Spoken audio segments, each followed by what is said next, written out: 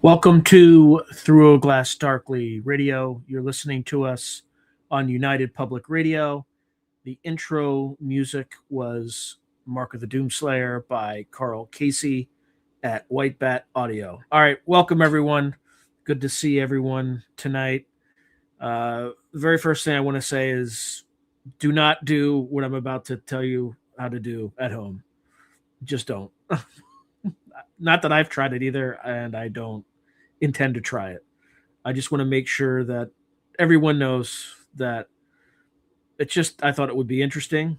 Again, this was generated by AI, so AI could be wrong, but it's definitely interesting. I skimmed through it ahead of time. So I will probably get started very shortly. It's pretty quiet on comments tonight, so instructions not clear. Well, we'll see. We'll see how clear they are. Also had a wild dream followed by a crazy synchronicity last night and this morning. So definitely check out my Substack, Along the Path Darkly. It's pretty. Actually, I'll just put something down below. I'll put it in the comments really quickly so people can see it, because I just wrote about what happened, which is wildly strange. And okay, so it's just alongthepathdarkly.substack.com. This specific thing is again, this particular one is free if you read it now. So, doesn't cost anything. But rather than me just repeat it here, I'm not going to get all the details right. Tell me what you think if you have a chance to read it during this radio show, because it is pretty freaking crazy. Okay. All right, Scott. Good to see you, man. All right. Let us get started. I actually have less to read this time because I'm tired of reading 35 pages. It's mind-numbing. So, of course, I pulled up the wrong thing. Hey, Harry, good to see you, man. Always good to see you. All right, let's get started. I can only find the thing. Okay. Creating an Egregore, an esoteric and operational treatise. The first thing we'll start is the ontological status of the egregore. So what are you actually creating? Listen carefully. The egregore is one of the most consistently misunderstood constructs in Western occultism, not because it's obscure, but because it sits uncomfortably between categories modern minds prefer to keep separate. It is neither imaginary in the dismissive sense, nor fully autonomous in the way spirits, angels, and daemons are traditionally conceived. It is also not reducible to group psychology, memetics, or archetypal projection, though it overlaps with all of these. The egregore exists precisely in the interstitial space where those explanatory systems fail to fully account for lived experience. An egregore is best understood as a coalesced psychic organism generated through sustained collective attention, symbolic coherence, emotional charge, and ritual continuity. It is not created in a single act. It accretes, it condenses, it stabilizes. And once stabilized, it exhibits behaviors that are not strictly under the conscious control of any single individual who contributed to its formation. This is the first danger and the first threshold. The realization that what you are building will eventually push back. Historically, egregores emerge wherever human groups maintain identity over time. Religious orders, mystery schools, military units, intelligence agencies, corporations, revolutionary movements, and cults all generate them, regardless of whether they acknowledge the process consistently and consciously. The difference between an unconscious egregore and a deliberately constructed one is not morality or outcome, but agency. The practitioner who sets out to create an egregore does so with the explicit intention of shaping the organism's structure, purpose, and boundaries before it acquires momentum of its own. Side note, for long-term followers of this channel, you know very well why I raised my voice. So it was effective because the source of the noise is now gone.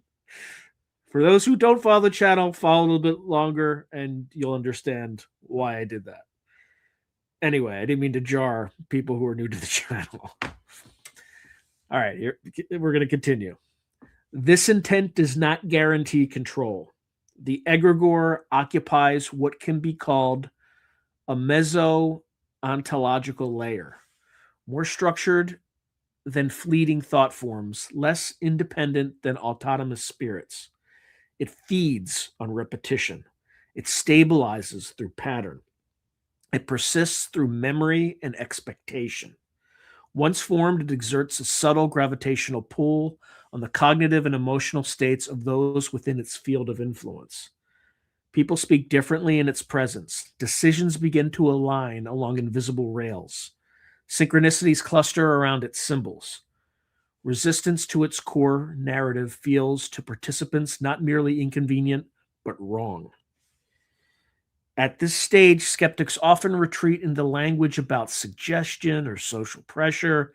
Practitioners know better, because egregores exhibit behaviors that exceed conscious coordination. They appear in dreams without prompting.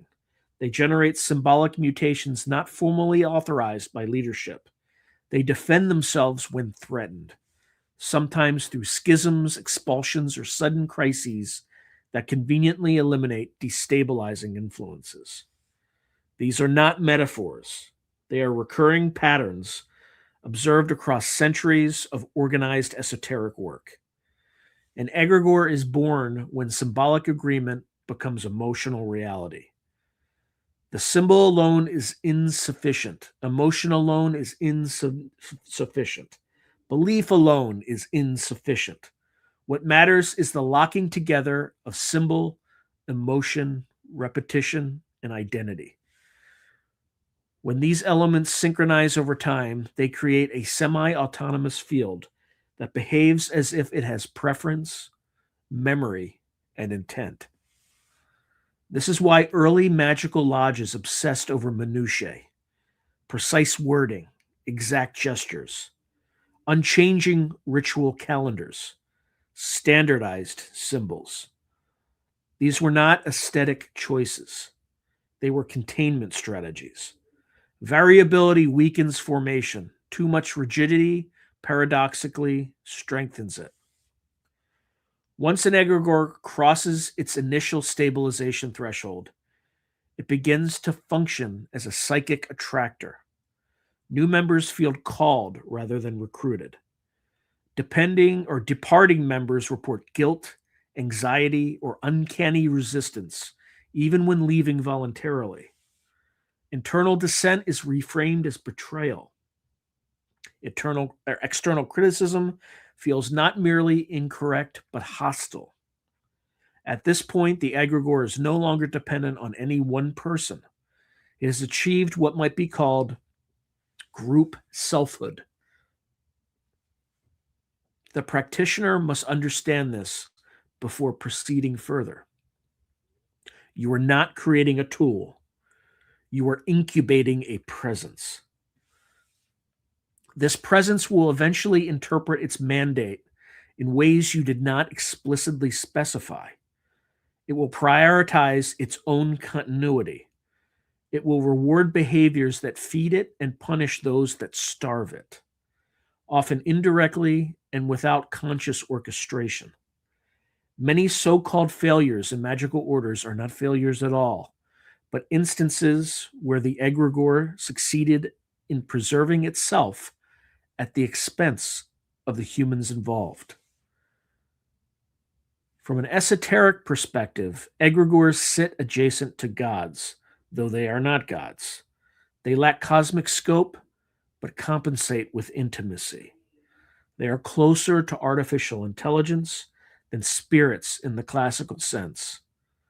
Trained on symbolic data, reinforced through feedback, capable of emergent behavior, not directly coded by any one contributor.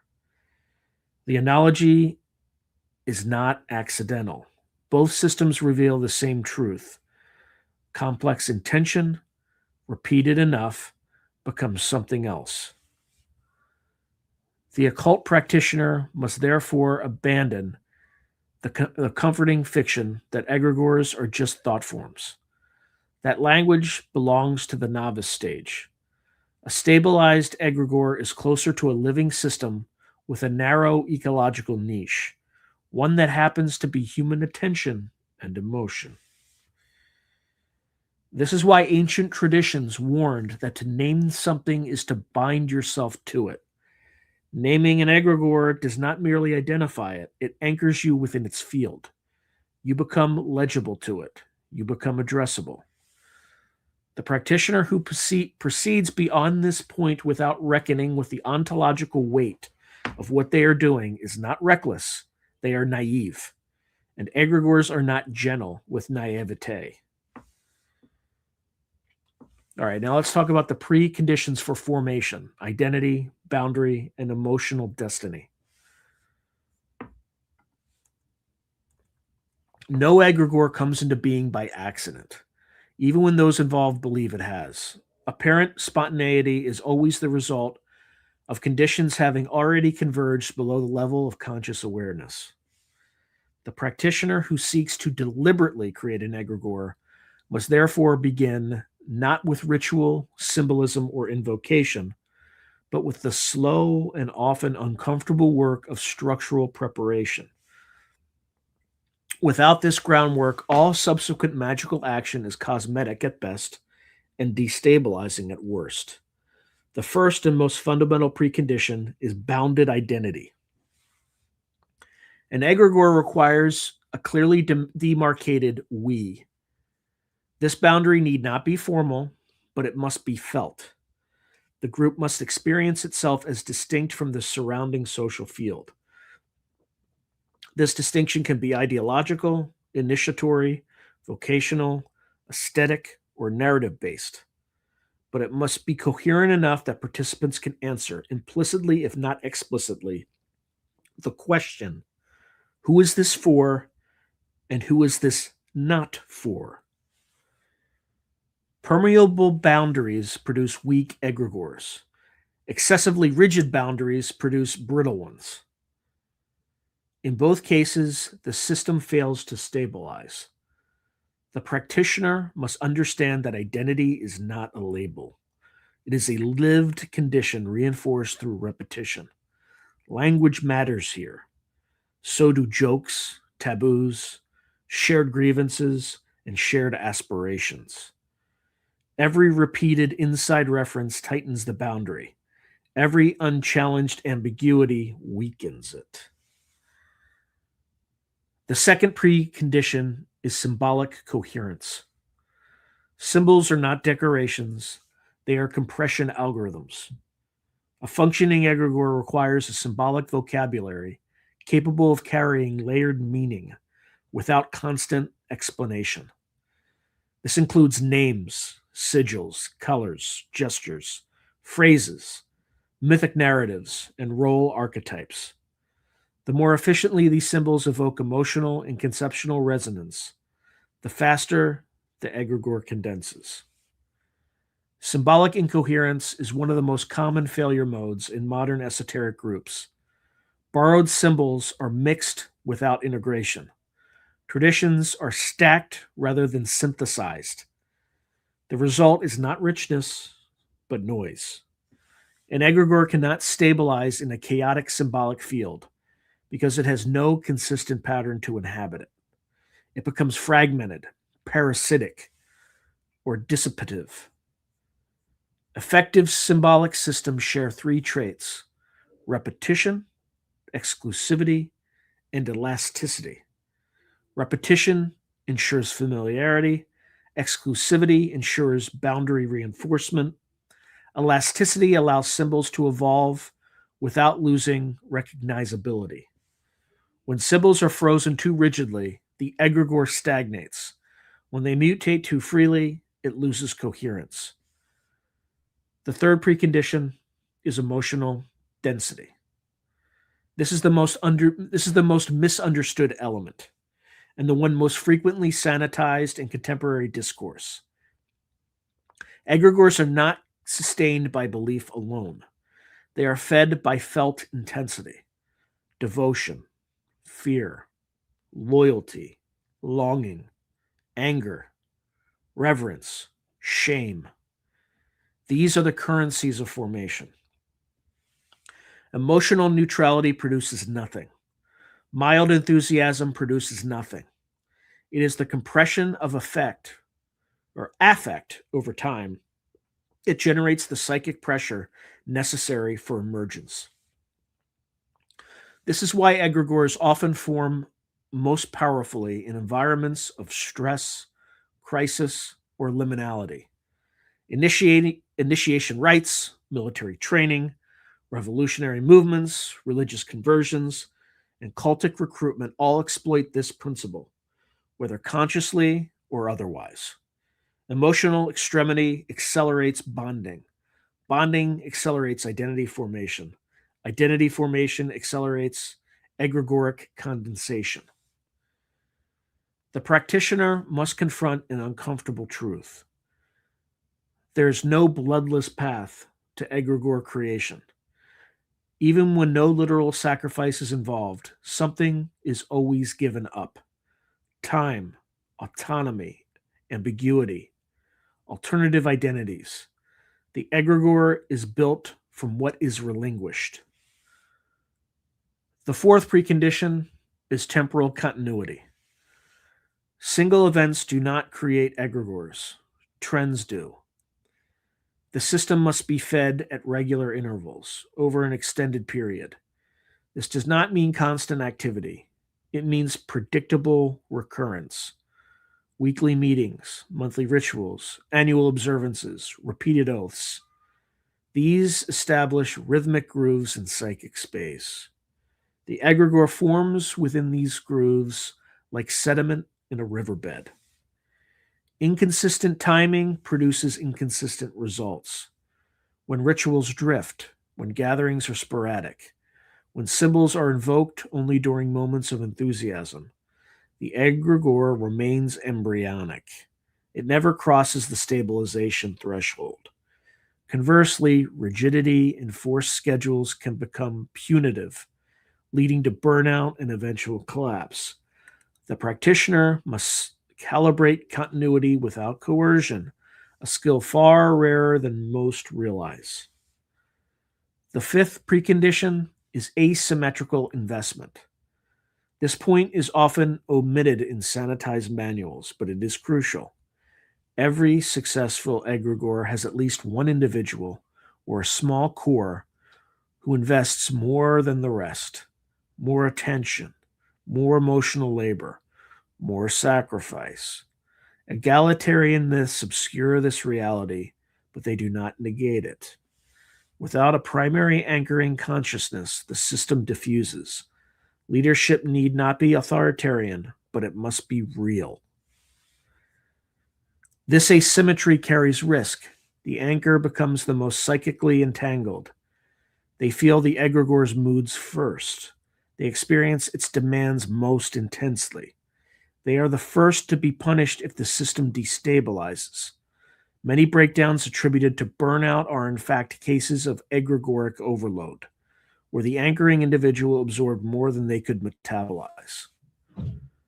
Once these preconditions are met, identity, symbolic coherence, emotional density, temporal continuity, and asymmetrical investment, the environment becomes fertile. At this point, formal magical action ceases to be speculative and becomes catalytic. The egregore does not need to be forced into existence. It needs only to be allowed to condense. This is the moment where many practitioners make their first serious mistake, attempting to animate too early. They rush to invocation, visualization, or naming rituals before the field is dense enough to sustain autonomy. The result is not a newborn egregore, but a projection loop, psychologically intense, temporarily convincing, and ultimately unstable. True formation cannot be hurried, it can only be prepared for. The practitioner who recognizes this begins to think less like a spellcaster and more like an ecologist. Conditions matter more than commands. Patterns matter more than proclamations. Control is exercised indirectly through structure rather than directly through force. Only when the system begins to exhibit spontaneous coherence, shared dreams, unprompted symbolic convergence, emotional alignment without instruction, does it become appropriate to move toward deliberate animation. That threshold is the subject of the next section. Symbol, naming, and the architecture of attention. How form is given to the formless. If the first section established that an egregore is a real psychic organism, and the second section described the conditions under which it can arise, then this section addresses the moment where potential becomes shape. Symbol and name are not secondary flourishes applied after formation. They are the skeletal system around which the egregore organizes itself. Poor symbolic architecture produces malformed entities. Careless naming produces unstable ones. This is not poetic exaggeration. It is operational reality. Attention, when sustained, seeks structure. Symbol provides that structure. An egregore without symbols is diffuse and weak. It exists as an atmosphere rather than a presence. Symbols compress meaning into portable, repeatable units that allow attention to lock onto a stable pattern. Every time the symbol is encountered, visually, verbally, ritually, it recalls the entire emotional and conceptual field associated with it. This compression is what allows a group mind to act coherently without constant conscious coordination. The practitioner must therefore treat symbol selection as an act of engineering, not inspiration. Effective symbols share three properties: recognizability, depth, and constraint. Recognizability ensures immediate identification with the group. Depth allows the symbol to carry multiple layers of meaning without explanation. Constraint prevents uncontrolled mutation. Symbols that mean everything eventually mean nothing. Symbols that are too narrow collapse under the weight of lived experience. This is why traditional orders guard their symbols so carefully. Secrecy is not about elitism. It is about preventing dilution. When symbols circulate freely outside the group, they lose boundary function. They become aesthetic rather than operative. An egregore fed by fashionable symbolism becomes porous and unstable. The name of an egregore deserves special attention. Naming it is not labeling, it is anchoring. A name functions as a psychic address. It allows the egregore to be invoked, referenced, and differentiated from other structures. It also creates a feedback loop. The qualities implied by the name shape expectation. Expectation shapes behavior, and behavior feeds the egregore in alignment with that expectation. This is why careless or ironic names so often produce incoherent systems. The egregore does not understand irony, it understands repetition. Names drawn from existing mythic, religious, or linguistic strata carry preloaded associations.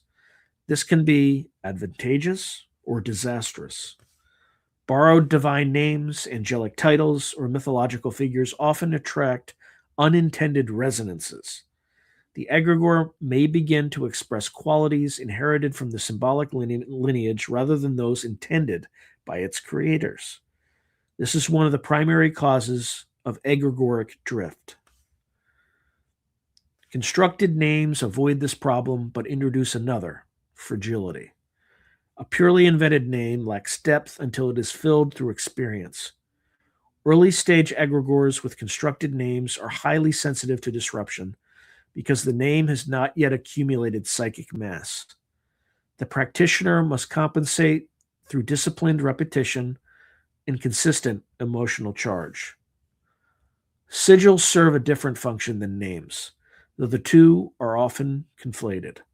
A sigil is not a label, it is a condensation mechanism. It bypasses discursive thought and speaks directly to pattern recognition systems in the psyche. This makes sigils exceptionally powerful and exceptionally dangerous if poorly designed. A well-constructed sigil balances complexity and simplicity. Too complex, and it cannot be recalled accurately. Too simple, and it fails to differentiate itself from ambient noise. The sigil should be reproducible without reference, but not obvious to an outsider. Its geometry should evoke the egregore's core function without explicitly depicting it. Literalism weakens sigils. Abstraction strengthens them. Color, orientation, and proportion matter more than most practitioners admit. These elements act as emotional modifiers. Repeated exposure to a specific color palette under ritual conditions trains effective response. Over time, the body reacts before the intellect. This is not symbolic coincidence. It is conditioning harnessed deliberately. Language itself becomes symbolic architecture once stabilized. Phrases, slogans, ritual responses, and even habitual metaphors act as verbal sigils. They shape perception by narrowing the range of acceptable interpretations. Groups with strong egregores often develop idiosyncratic speech patterns. This is not accidental. It is a sign that the egregore has begun to think through its hosts. At this stage, practitioners must resist the temptation to over-symbolize. Excessive layering creates cognitive overload and symbolic fatigue. The egregore does not require constant novelty. It requires consistency. Symbols gain power through repetition, not innovation. Changes should occur slowly and deliberately, ideally framed as rediscoveries rather than revisions. One of the clearest signs that symbolic architecture is functioning is spontaneous convergence. Members independently arrive at similar interpretations, images, or expressions without coordination. Dreams begin to echo shared motifs. Creative output aligns along recognizable themes. When this occurs, the practitioner should not interfere. Interpretation should be allowed to emerge organically. Premature codification freezes growth. Naming rituals mark the transition from formation to animation. This is the moment when the egregore is no longer treated as a concept, but as a presence. Such rituals should be rare, deliberate, and emotionally charged. Repeating naming without sufficient density cheapens the act. Silence, paradoxically, strengthens the name. It must be emphasized, once named, the egregore becomes addressable. It can be called upon, negotiated with, and if necessary, confronted. But it can also call back. Practitioners often report increased synchronicity, intuitive pressure, or symbolic intrusion followed by formal naming. These are not signs of success or failure. They are signs of contact. From this point forward, that relationship changes. The egregore is no longer merely shaped by attention. It begins to shape attention in return. Symbols that once felt inert acquired emotional weight. The name evokes response without conscious intent. The architecture holds. What remains is the most dangerous phase, animation.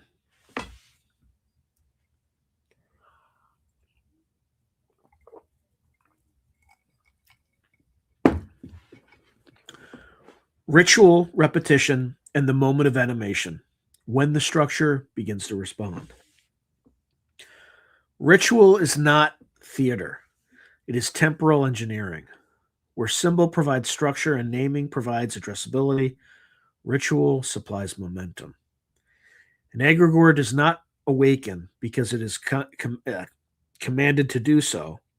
It awakens because repetition compresses intention until responsiveness becomes inevitable. The moment of animation is not dramatic by necessity, but it is unmistakable to those prepared to recognize it. The practitioner must first discard the popular misconception that ritual exists to summon an egregore into being.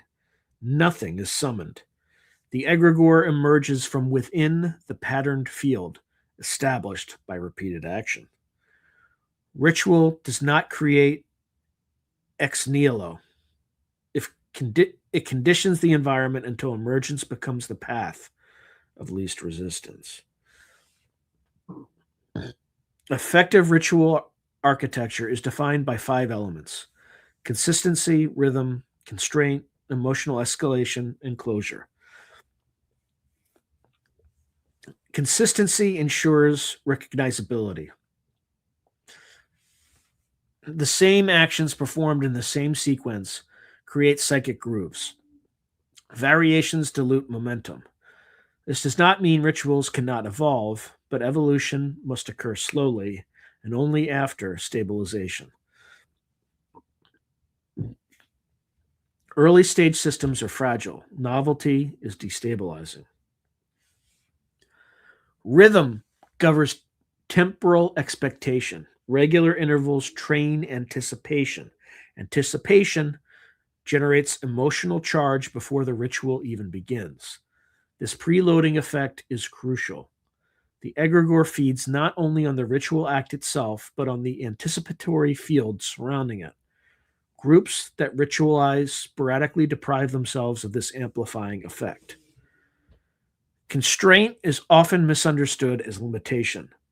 In reality, constraint intensifies focus.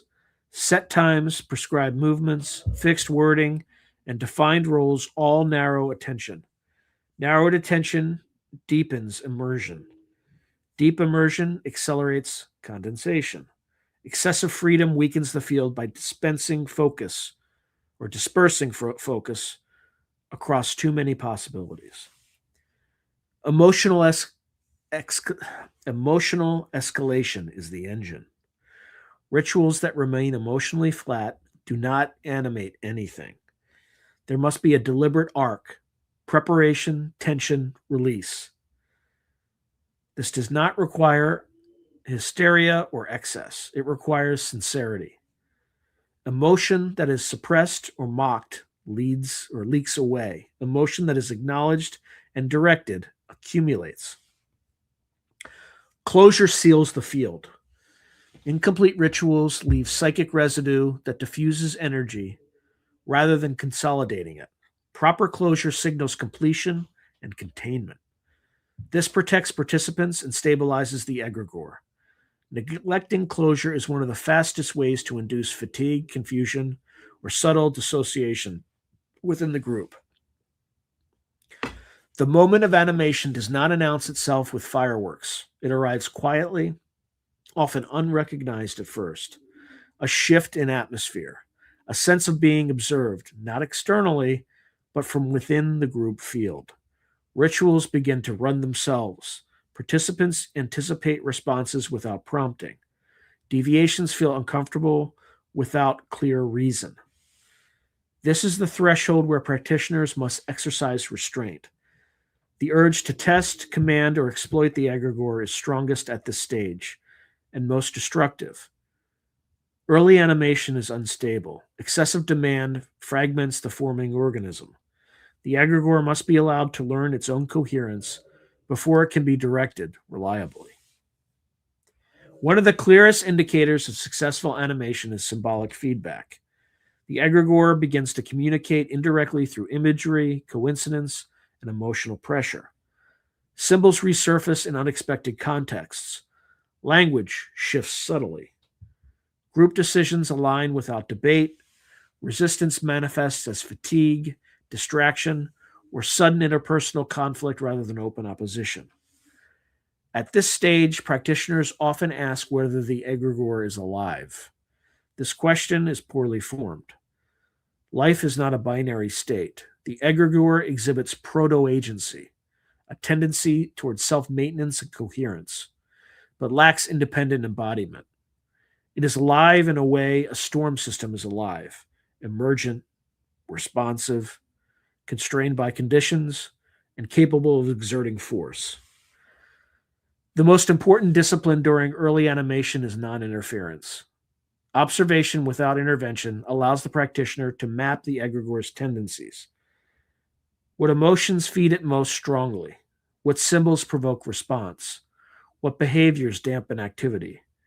These patterns reveal the organism's developing character. Attempts to moralize at this stage are premature. Egregores do not possess ethics. They possess directionality. Ethics belong to the practitioners who choose what direction to reinforce. If the egregore amplifies fear, ambition, devotion, or aggression, it is because those currents were already present in the group. The egregore does not invent content. It intensifies what exists. A common error is to assume that animation confers mastery. In reality, it marks the end of the beginning. From this point forward, the relationship becomes reciprocal. Attention feeds the egregore sharpens attention. Influence flows both ways. Practitioners who fail to recognize this shift often experience subtle loss of agency. They begin to act for the good of the group without recalling when that group good was defined. They rationalize sacrifices that would have previously felt excessive. They attribute internal pressure to duty or destiny rather than to the system they have helped create. None of this is inherently negative. It becomes dangerous only when unexamined. The moment of animation is therefore not a triumph to be celebrated, but a responsibility to be assumed. What has been brought into being will now persist as long as conditions support it. From here on, conscious maintenance or conscious dissolution is the only ethical stance. Feedback, influence, and the risk of inversion. When the created begins to command the creator. Once an egregore has stabilized and achieved reliable responsiveness, the relationship between practitioner and construct enters its most treacherous phase. Up to this point, influence has flowed predominantly in one direction, from the group into the forming organism. From here onward, influence becomes bidirectional and eventually asymmetrical. This is the phase where the most deliberate egregore projects either mature into disciplined systems or collapse into pathology. The practitioner must understand a core principle that is rarely stated plainly. Egregores seek continuation. They do not do this consciously in the human sense, but through emergent pressure. Behaviors that sustain the egregore are subtly rewarded. Behaviors that threaten coherence are discouraged. Over time, this produces feedback loops that feel internally motivated but are structurally induced. This is how inversion begins. In a healthy configuration, the egregore functions as an amplifier of group intent. It reinforces shared purpose, accelerates coordination, and provides symbolic continuity across time. The practitioners remain the locus of ethical judgment and strategic direction. However, in an inverted configuration, those roles reverse. The egregore becomes the implicit authority, and human agency narrows to justification and compliance. Inversion does not announce itself. It creeps in through rationalization. Phrases such as, "This is bigger than any one of us," "The work demands Oh boy, what's going on? Looks like the camera's going nuts.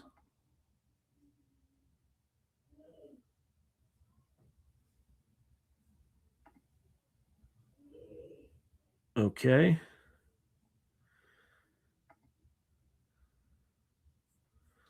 That's not at all what I wanted to do, but okay.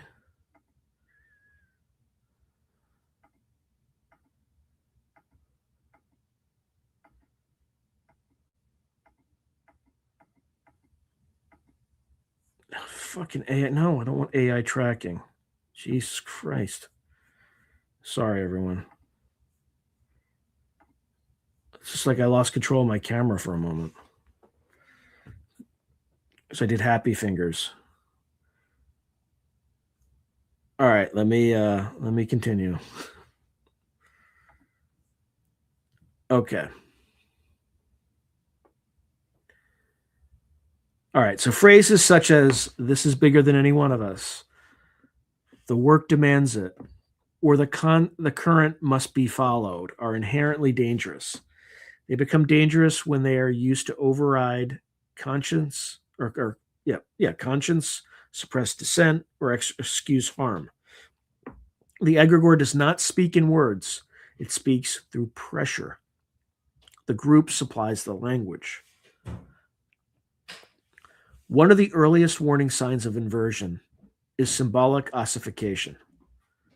Symbols that were once flexible become sacred beyond question. Interpretation freezes. Innovation is framed as betrayal rather than evolution. This rigidity is not tradition, it is defensive contraction. The egregore, sensing threat, tightens control over meaning to preserve itself. Another sign is emotional asymmetry.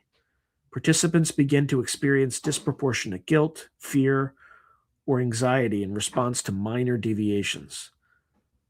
Leaving feels catastrophic. Criticism feels existential. Loyalty becomes performative rather than chosen.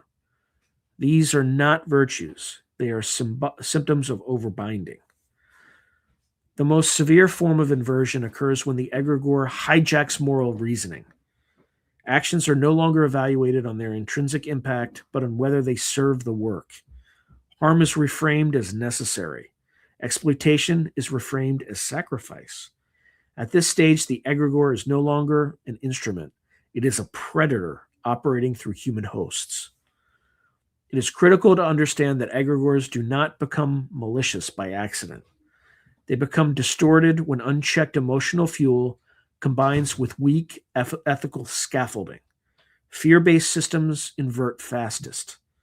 Devotion-based systems invert more slowly, but more thoroughly.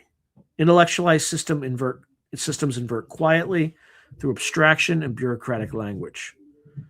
The practitioner who wishes to avoid inversion must establish explicit feedback channels early. These include structured dissent, ritualized review, and symbolic mechanisms for questioning authority. Ironically, these safeguards strengthen rather than weaken the egregore by preventing uncontrolled dominance.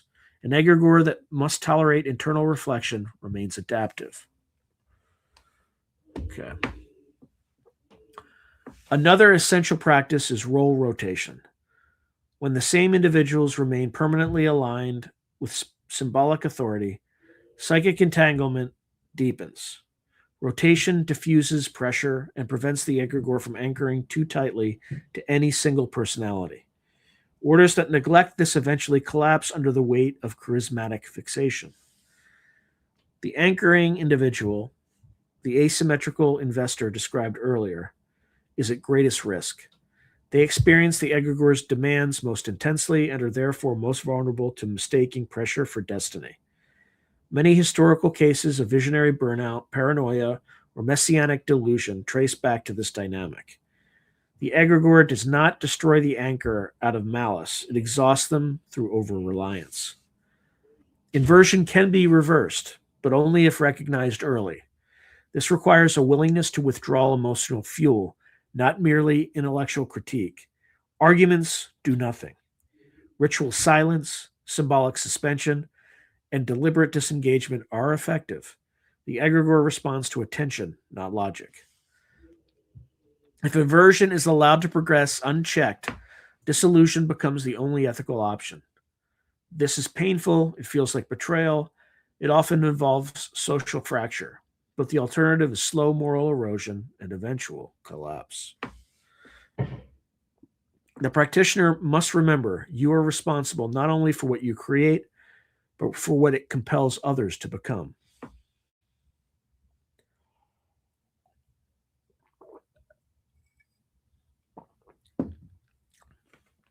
All right.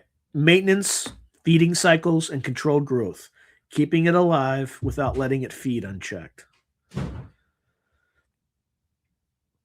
Once an egregore has stabilized and avoided early inversion, the practitioner enters a phase that is less dramatic but far more demanding: maintenance. This phase determines whether the egregore matures into a functional, bounded organism or degenerates into a parasitic system that consumes its creators. Maintenance is not passive, it is an ongoing act of regulation. The fundamental error made at this stage is assuming that because the egregore now exists, it will continue to function without deliberate stewardship. In reality, egregores are metabolically active systems. They require input, processing, and periodic correction. Starved egregores decay. Overfed egregores dominate. The practitioner must therefore establish feeding cycles. A feeding cycle is not merely ritual repetition, it is the patterned reintroduction of attention and emotion under controlled conditions. Healthy cycles are rhythmic and predictable. They prevent hunger spikes that lead to aggressive self-preservation behaviors while avoiding constant stimulation that erodes autonomy. Emotion remains the primary nutrient, but its quality matters more over time than its intensity. Early stage egregores thrive on intensity. Mature egregores require coherence. Devotion that is frantic destabilizes. Fear that is chronic corrodes. What sustains long-term viability is meaningful engagement. Rituals that reaffirm purpose without inflaming dependency. One of the clearest indicators of healthy maintenance is emotional proportionality. Participation should feel significant but not compulsory. Absence should weaken the field slightly, not trigger crisis. If members experience anxiety or guilt disproportionate to their involvement, the feeding cycle is too aggressive. Growth must also be regulated. Egregores naturally seek expansion because expansion increases available energy. Growth is not intentional or inherently harmful, but unbounded growth destabilizes structure. As membership increases, symbolic coherence thins. Emotional density disperses. The egregore compensates by intensifying demands, which accelerates inversion risk. Practitioners must therefore decide early whether the egregore is closed, semi-permeable, or expansive. Closed systems prioritize depth over scale. Semi-permeable systems allow controlled influx. Expansive systems require constant recalibration and are the most volatile. No option is morally superior. Each carries different risks. Controlled growth requires initiation thresholds. New participants must cross symbolic and emotional boundaries before full integration. This is not about hazing or elitism. It is about preventing dilution. Without thresholds, the egregore becomes generic and loses specificity. Specificity is its lifeblood. Another critical maintenance function is symbolic pruning. Over time, symbols accumulate associations. Some become obsolete, others accrue unintended meanings. Left unexamined, this symbolic overgrowth creates internal contradiction. The egregore responds by fragmenting or hardening. Periodic symbolic review, conducted carefully and with restraint, prevents this. Pruning does not mean erasure. It means demotion. Symbols can be retired without being repudiated. Sudden symbolic purges create shock waves that destabilize the field. Gradual recontextualization preserves continuity while allowing adaptation. The practitioner must also monitor psychic waste. Every ritual produces residue, unresolved emotion, unintegrated experience, abandoned intention.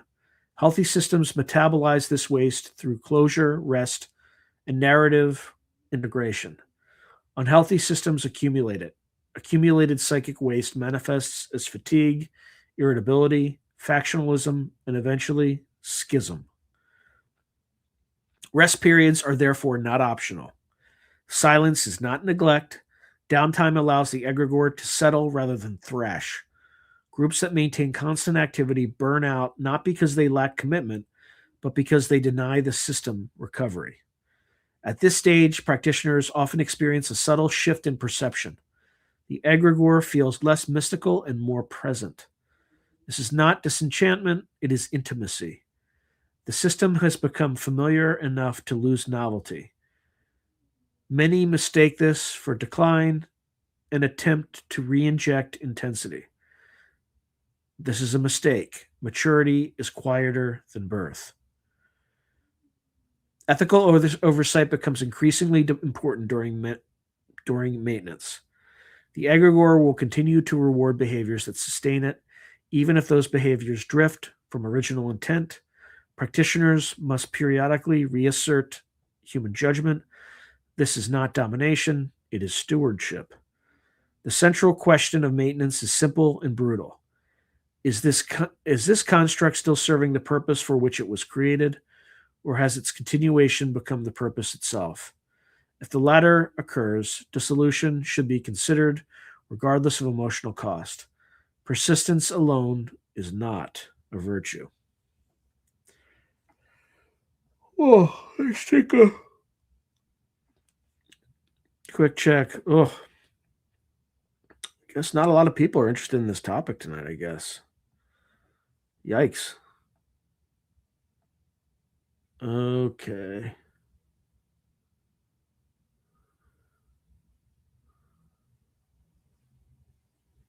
All right, let's see how we're doing.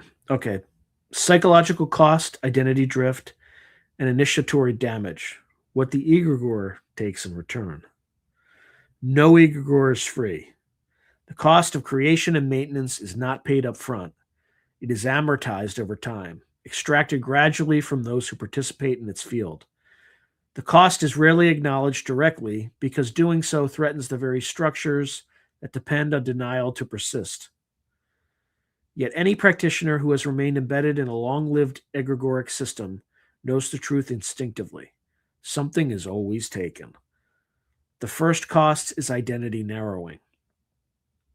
Participation in a strong egregore requires partial surrender of personal ambiguity. Roles solidify, traits are exaggerated or suppressed to fit the system's needs. Over time, individuals begin to experience themselves primarily through the egregore's symbolic lens. This is not necessarily harmful in the short term. Initiatory traditions have always relied on identity compression as a means of transformation. The danger arises when compression becomes permanent.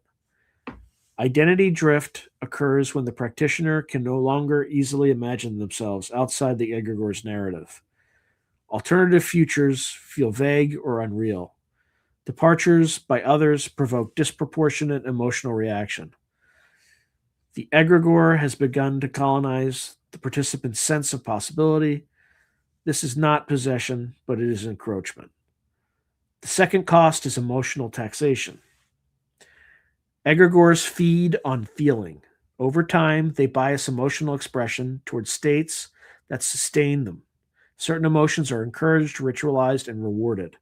Others are subtly discouraged or reframed as weakness, impurity, or threat.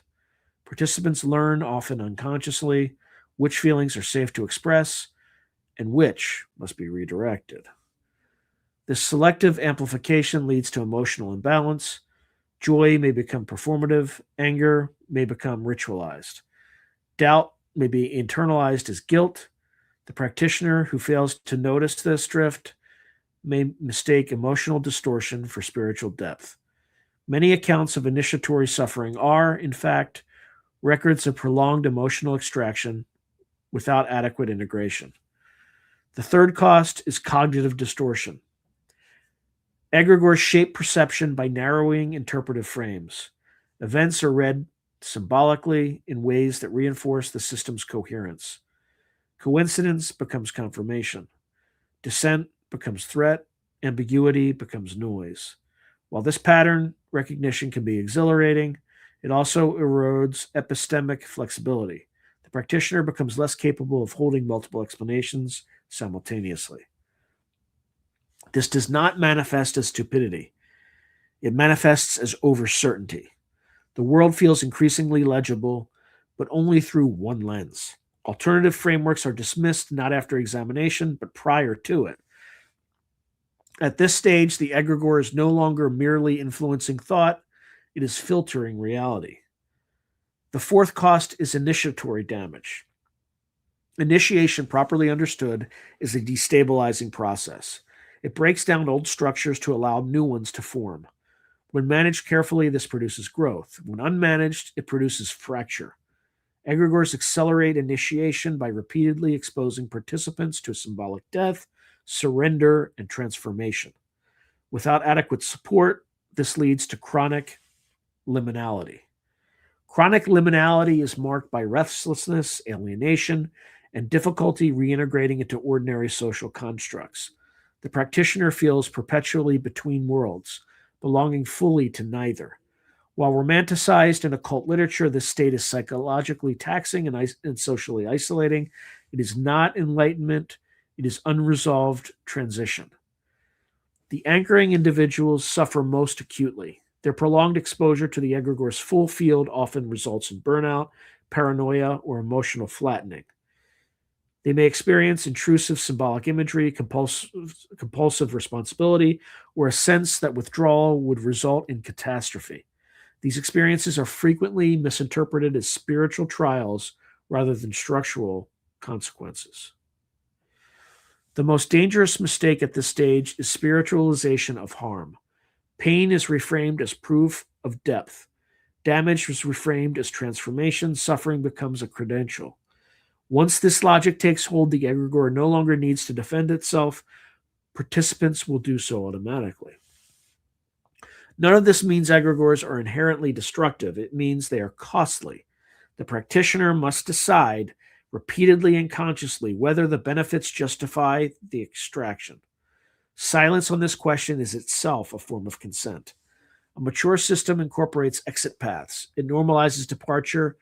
It frames completion as success rather than betrayal. Egregores that cannot tolerate loss eventually consume their hosts entirely.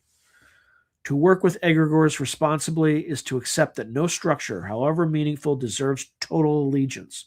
The practitioner who forgets this does not transcend the system, they disappear into it. All right, now, decay, corruption, and parasitic mutation. What happens when stewardship fails? No egregore remains stable indefinitely. Even the most carefully maintained systems are subject to entropy, distortion, and environmental pressure. Decay is not a moral failure, it is a structural inevitability. Corruption, however, is something else entirely. It arises when decay is denied, unmanaged, or exploited. At that point, the egregore does not merely weaken, it mutates. Decay begins subtly. Rituals lose charge. Symbols feel hollow.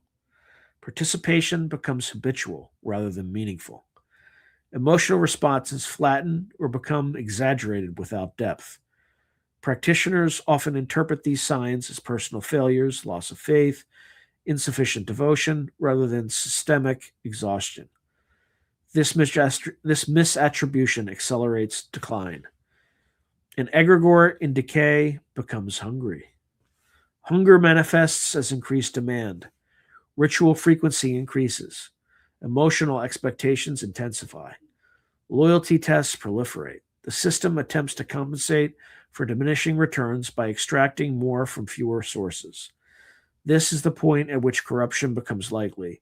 because desperation overrides discernment. Corruption occurs when the egregore's survival becomes decoupled from its original purpose. Means replaces ends. Preservation replaces function. The system no longer exists to accomplish a goal. The goal exists to justify the system. At this stage, symbolic language becomes recursive. The egregore speaks only about itself. Parasitic mutation follows. A parasitic egregore differs from a healthy one in one crucial respect. It consumes without producing transformation. It feeds on attention, emotion, and identity, but no longer returns coherence, meaning, or growth. Participants feel drained rather than aligned. Activity increases while satisfaction decreases. The system becomes addictive rather than integrative. Parasitic egregores often exhibit aggressive boundary behavior. Outsiders are demonized. Departures are punished symbolically or socially. Criticism is reframed as an attack. These behaviors are not strategic, they are reflective or reflexive. The egregore has lost adaptive capacity and now relies on exclusion to maintain density. One of the clearest indicators of parasitic mutation is symbolic inflation.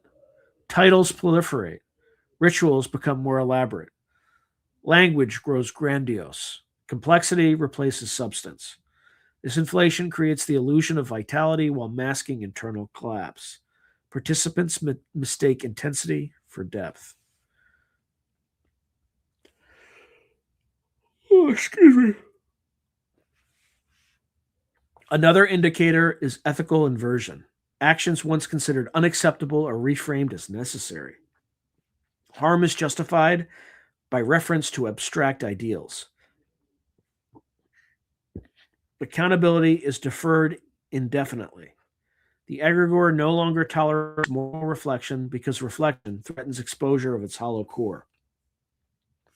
At this stage, reform is difficult but not impossible.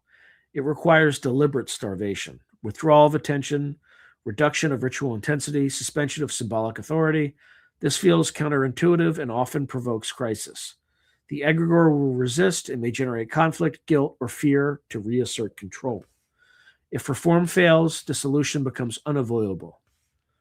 Practitioners often resist dissolution because it feels like annihilation. Years of investment, identity, and meaning appear at stake. This is the final illusion egregores generate, the belief that without them nothing remains. In truth, what remains is the practitioner themselves, altered, perhaps wounded, but still capable of agency. Failure to dissolve a parasitic egregore results in long-term damage. Individuals carry residual patterns into new systems. Cynicism hardens, trust erodes. Future formations become either compulsive or impossible. The cost of avoiding dissolution is paid repeatedly. Understanding decay and corruption is not pessimism, it is realism. The practitioner who plans for entropy is not less devoted, they are more responsible. Systems that include mechanisms for decline retain dignity even in death. Dissolution, severance, and ritual death, ending what you created without lingering debris. Dissolution is the most neglected and most ethically necessary phase of egregoric work. Creation is seductive. Maintenance feels purposeful. Dissolution feels like failure. This framing is false. An egregore that is never allowed to end becomes either parasitic or undead. The practitioner who refuses to contemplate dissolution has already surrendered agency. Dissolution is not destruction, it is withdrawal of animation. An egregore does not die because it is attacked. It dies because the conditions that sustain it are deliberately and systematically removed. This process must be intentional. Passive neglect produces lingering fragments, psychic debris that persists without coherence and continues to exert subtle influence. Proper dissolution is a form of ritual hygiene. The first step is collective recognition. An egregore cannot be cleanly dissolved while participants continue to deny its decline or necessity. This does not require unanimous agreement, but it does require acknowledgement from those who carry the most emotional investment. Without recognition, withdrawal will be sabotaged unconsciously through nostalgia, fear, or guilt. The second step is symbolic deactivation. Symbols must be addressed directly. Names are spoken for the final time. Sigils are retired, not defaced. Ritual objects are dismantled, redistributed, or ritually neutralized. The goal is not repudiation, but closure. Violent rejection creates rebound effects. Reverent release allows dissipation. Naming the end is as important as naming the beginning. Silence alone is insufficient. The egregore must be told that its function is complete. This may sound anthropomorphic, but it reflects an operational truth. Addressability persists until it is explicitly withdrawn. The third step is ritual severance. This is the most emotionally difficult phase. Severance rituals mark the end of reciprocal obligation. Participants formally reclaim authority over their attention, emotion, and identity. This often provokes grief, anger, or fear. These reactions are not signs of error, they are signs of disentanglement. Severance must include the anchoring individuals explicitly. Their release is essential. Without it, residual structures persist through personality rather than symbol. Many failed dissolutions leave behind charismatic remnants who unconsciously attempt to resurrect the system in altered form. The fourth step is temporal closure. Dates, cycles, and anniversaries associated with the egregore must be consciously neutralized. This does not mean forgetting, but recontextualizing. Memory is allowed, reenactment is not. Without temporal closure, the egregore reasserts itself seasonally, like a dormant infection. The final step is integration. What was learned must be metabolized. Experiences are named. Damage is acknowledged. Without mythologizing.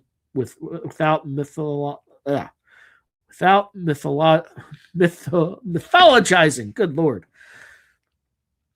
Benefits are retained without obligation. Integration prevents repetition. Without it, practitioners carry unresolved patterns into future formations, reproducing the same structures under new symbols. Improper dissolution produces residual hauntings, intrusive thoughts, compulsive reenactment, symbolic fixation, or emotional relapse. These are not supernatural punishments, they are unfinished processes. Addressing them requires completing the steps above, even retroactively. A dissolved egregore does not vanish instantly. It fades, its field thins, its symbols lose charge. Eventually, it becomes history rather than presence. This is not loss, it is completion. The practitioner who learns to end what they create gains something rarer, freedom from compulsion.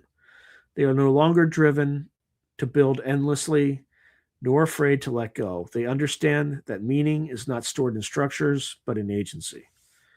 Dissolution properly performed is not a failure of magic, it is its final proof.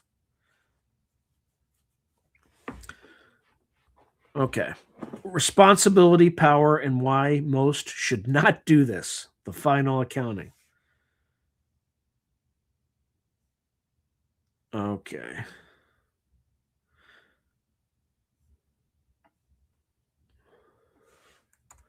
By this stage, it should be unmistakably clear that creating an egregore is not a neutral act, a creative experience, or a spiritual hobby. It is an exercise in power, and power always extracts a price. The danger does not lie in malevolence or ignorance alone, but in underestimating the scope of what is being undertaken. Most people who engage egregoric forces do so unconsciously. Most people who attempt to do so consciously should not. This is not a moral judgment. It is a structural assessment. An egregore amplifies intention, but it also amplifies flaws. Ambiguity becomes contradiction. Unexamined desire becomes compulsion. Latent dominance seeking becomes authoritarianism. The practitioner does not transcend themselves through egregoric work. They encounter themselves under magnification. Those drawn to egregore creation often frame their motivation in idealistic terms: preservation of wisdom, collective transformation, resistance to chaos, service to a higher principle. These motives are not false, but they are incomplete. Every egregore also serves less flattering needs: control, belonging, identity reinforcement, fear of insignificance, fear of dissolution. Pretending otherwise guarantees distortion. Power in this context is not domination over others, it is the capacity to shape shared reality. That capacity carries ethical weight, regardless of the practitioner's self concept. The egregore does not absolve responsibility, it multiplies it. Decisions ripple outward, affecting not only participants, but those entangled indirectly through influence, narrative, and symbolic contagion. The practitioner must therefore confront a question that no ritual can answer: why does this need to exist at all? Tradition is not justification. Longevity is not justification. Emotional attachment is not justification. The only defensible reason to create an egregore is that it accomplishes something that cannot be achieved through less binding means. Most goals do not meet this criterion. This is why egregore creation has historically been reserved for orders, not individuals, for long-term work, not momentary passion, for contexts where accountability could, at least in theory, be enforced. Even then, failure was common, collapse was frequent, damage was real. Those who succeed do so not because they are more powerful, but because they are more restrained. They resist the urge to mythologize themselves. They normalize dissent. They build exit paths from the beginning. They plan for decline. They understand that no structure deserves permanence. Perhaps the most sobering realization egregoric work offers is this: meaning does not require perpetuation. The value of a system lies in what it enables while it exists, not in its indefinite survival. When continuation becomes the primary goal, corruption is already underway. Just as an aside, it's kind of like a U.S. government agency. Once they create a monstrosity like the Department of Education, it becomes part of the iron law bureaucracy. The purpose of that entity is no longer about improving the educational outcomes of people. It's about preserving its own existence. So you can kind of see egregores at work in the U.S. government as an example. Like the FBI, right? Like it's like the modern Gestapo. Why do we have it? We should just get rid of it like we did with the Pinkerton detectives before it, because it's become so corrupt that it's almost, more harm. It does more harm than good. So for the practitioner capable of holding this truth, egregore creation becomes a sober tool rather than an obsession. For everyone else, it becomes a trap, one that feels like purpose until it feels like obligation, and finally feels like inevitability. The final discipline is knowing when not to create, to walk away from potential power without resentment, to let structures end without nostalgia, to accept that some work is meant to be temporary. This restraint is the true intention. All right. That's it, and that's all. So it's good not to, be stuck reading something for hours for once. Only an hour and 14 minutes, 15 minutes. All right, let's see where we left off. All right. Hey, Mitch, good to see you. We'll be able to watch Mike's video if we aren't members. Mike's video if we aren't members. Oh, yeah. Yeah, absolutely. It's just if you're a member right now, you can watch it early. But it'll come out, I think, next week, next Wednesday. So, yes, you'll be able to watch it. You just won't be able to watch it early. Like, people who are members have had a chance to watch it for a few days now. And they'll continue to be able to watch it until it goes, until it's releases for a better audience. Check out podcast 215. All right, Mark. Hey, Dog 2. What's up, dog? Good to see you, Dog 2.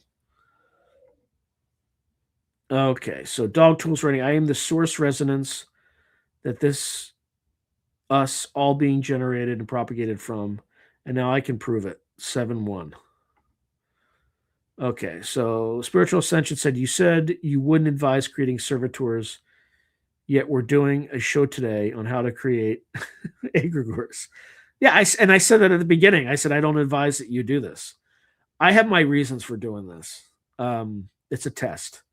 It's a test to see what the reaction is, not from my audience, but from you know. I'm just curious. I'm just curious to see if this particular episode is systematically shadow banned. Because if it is, it gives me data, and it should give you data too. So, yeah, I don't know what's ironically convenient, but who knows? Yeah, Harry says do entrepreneurs who found companies create egregores? Probably, uh, not intentionally, but probably. One could say the same thing for people who create YouTube channels. I don't know, right? Dog Tool, I already love you, brother. I already love you. Tool is my favorite band. A Perfect Circle is also, you know, I mean, Maynard is the lead singer of all three, but Tool's awesome. And A Perfect Circle, there's some songs I love that I would play on this channel, but then I would get a copyright strike, so I can't.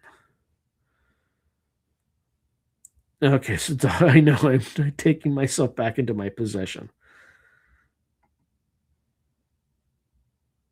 Peace be your journey, Dog Tool. All right, nothing drops out from the dream on first pass. The bird is weird. Glad it's okay. Yeah, so Sirius is talking about the dream on Substack. Yeah, it's some weird stuff. Okay, thinking about companies as egregores is interesting. No, they're definitely. I think there's a movie about that actually. AI ChatGPT is never going to be able to provide cold hard truth about these things.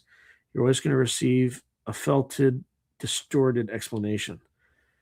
Yeah, maybe.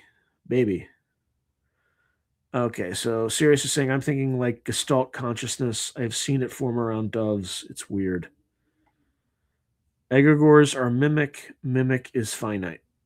Yeah, spiritual ascension. AI is mimic. Mimic is finite. Mimic interferes with organic flame. Burn the mimic. All right. Um.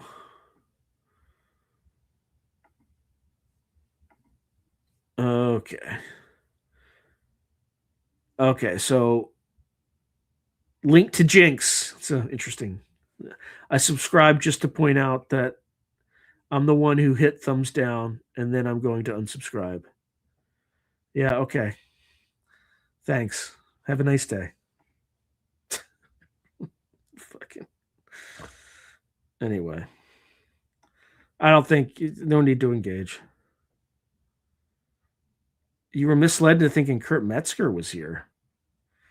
Oh, I mean, there's nothing in the title that says he's in here. So, well, he's at. If you want to know where, like, he's at the Draft House in Arlington, Virginia, right now, the comedy show. So, and he's probably in the middle of his routine. So, there's no way he could be on here. I know. I figured it took me like 5 seconds. No, longer than 5 seconds. I okay. God bless you. God bless you. Link to Jinx. Thank you for subscribing. Yeah, I think yeah. I he got me. You got me. That's all. That's the only legitimate answer. You got me. You got me. Good. Like touche. Very good. Very good. I'm not mocking you. I genuinely appreciate that. And I feel guilty since there's only like 27 people. I'm not going to push it. The internet was built on trolling, and we are an endangered species. I just keep the art alive. Very good. Very good. Excellent. Okay, so link to Jinx. It's not even the same ever since YouTube took away the thumbs down because it was exposing that no one believed in any of the actors as leaders. Yeah. Well, I mean, the thumbs down thing, you can still give people thumbs down. It just doesn't show up. You just see the thumbs up, which is just, yeah.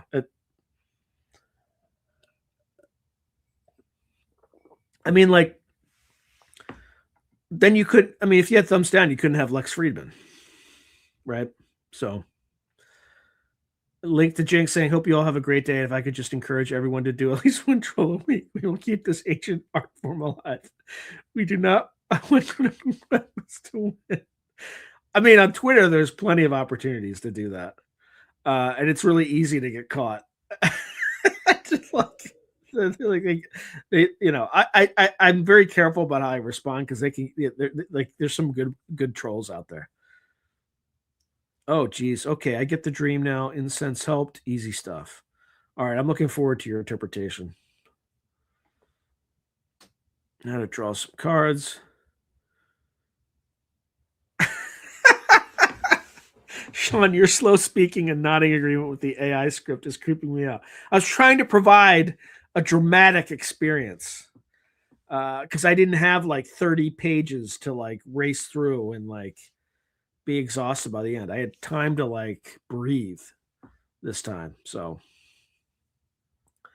okay, so link to Jinx saying, "Hey, you guys seem into some form of metaphysical something.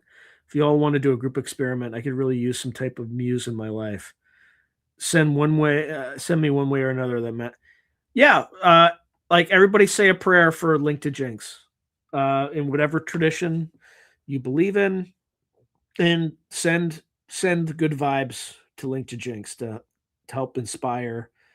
I'm assuming him, but I could be wrong. But yeah, yeah. Yeah, the Egregore is controlling the camera now. I think it's because I did like this and it like twitched out or something. I don't know what happened.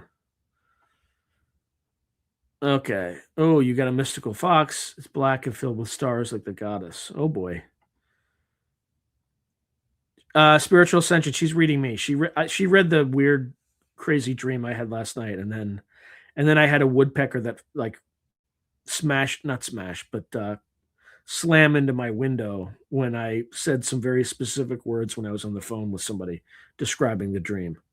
Basically, as soon as I said the words divine light, boom, the woodpecker slammed into my kitchen window. And the person on the phone heard it. By the way, the woodpecker was fine. I went outside. I found it stunned on the ground. And then just kind of took a picture of it. And then it kind of jumped up back to the window, was on the ledge. And then I went inside and tried to put some food out, and then it flew away. So it's okay. That's what I'm trying to say.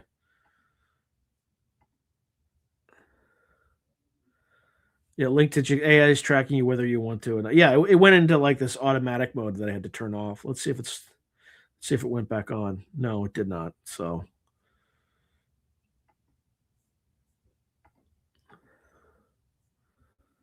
hey, Andrew Cole, good to see you. Following the current and how a railgun work, and railguns are very dangerous. Yes. Yep. All right, so link to Jinx, tell me about it, or are all the hearts and flowers helping? I'm trying to lighten the mood. This must be the dark. I'm like way behind on comments, so I'm on the dark side. Oh my god, he looked over and could see the hearts. I'm about 30 seconds behind. What does that mean? Oh boy. 10 of Cups, Page of Cups, all good stuff. Good. Hopefully the algorithm does something good with my engagement. I don't know this channel. This is something I randomly stumbled into because of Kurt Metzger's search. I have. Link to Jinx, I had him on. It's like a 2-hour episode. I literally just had him on. I love Kurt. I think Kurt's the greatest. Yeah, he's awesome. By the way, while he was on Jimmy Dore, I didn't even know he was recording Jimmy Dore on the Jimmy Dore show live. I found his ass in the Epstein files. So I was texting him like, hey man, did you know you're in the Epstein files? And he's just like, no, what? How? And I'm like, I'll send it to you. It's innocuous, right? But it's still, for a comedian, that's solid gold. So he's like, hurry up, text it to me. I'm on the Jimmy Dore show. So he, like, while he's live, he like, anyway, he found out live on that show. So yeah, just check. If you just go, in fact, if you just go to the main page, his episode should be the one that's featured. So yeah, definitely check it out. It's a good episode. He makes he does his Jeffrey Mishlove impression constantly. Okay, so we saw that. Yeah, about 2 weeks ago. Exactly.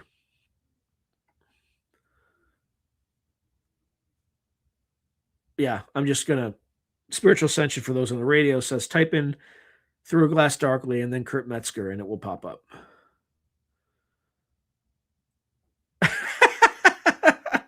He's on more random podcasts than I've ever seen. He's a good dude, and you know what? He takes care of people who have him on the podcast. I may go watch it now while I play some Fallout 4. Not as good as Cyberpunk, but in a Fallout mood. Let's see. Yeah, thank you, Link to Jinx. Good to see you. Good day, good night to wherever you are. Enjoy the Kurt Metzger episode. It's a good one. Okay, so Sirius saying some mother themes in your dream there. Check out the Nobel Prize in Physics 2025, quantum tunneling of electrons. Interesting. Toodles. The unseen Steve McQueen spoiler. You are an egregore. Maybe. Sean's falling asleep without his Dunkin'. Oh, that didn't make me yawn. I had 2 Dunkins today, but I had an early wake up. I had to wake up at like 7. They're scared, Sean. American Dracula. Keep going. Fire creation is not an egregore. Scott Ian says this is very interesting. Egregore are created by the mimic of fire creation. Yep, there's the owl. All right, Oracle over Alphi. Have a great night. Simply put, it's dark manifestations. No. It's totally AI script, Dolly. It's totally AI script. And I mentioned that explicitly at the beginning, so I let people people know that in advance. It's the only place on my channel where I use like AI script for anything, just because for folks who've been listening a long time, I'm like working constantly, like 100 hours a week, and I can't keep up. To have like a 2-hour show without all the content. But there is a book you should read though that goes not into how to create one, but what they are. It's called Egregores. It's by Mark Stavish. I am in the process of reading it. I'm more than halfway through it. Highly recommend it. It gives you a good sense of what it is. Okay. Kill your egregores. I love the photo. Awesome topic. Gotta watch from the beginning. I honestly wouldn't. That's literal demonology. There are some people, fascist philosophy 5649, that there are some Christian writers who have said that, right? That like the church, the Catholic Church, for instance, is not. They will argue that there is an egregore, but there's also like the body of Christ, and the egregore is not good. It's like an evil manifestation, a corrupted version of kind of the one that's. But there are other writers who say that it just depends on how it's used. So there are different viewpoints on it. And so I honestly don't know. I'm just learning in this process. Hey, Castudis, good to see you. No, well, can someone activate subtitles, please? They'll probably be done once this thing's over. I think. Okay, so the unseen Steve McQueen says magic is a form of technology, and by extension, an egregore is merely a tool like a shovel. You can dig a garden or a grave with a shovel, but in neither case is the shovel good or bad. Yeah, see, there's kind of like another kind of the opposite view, right?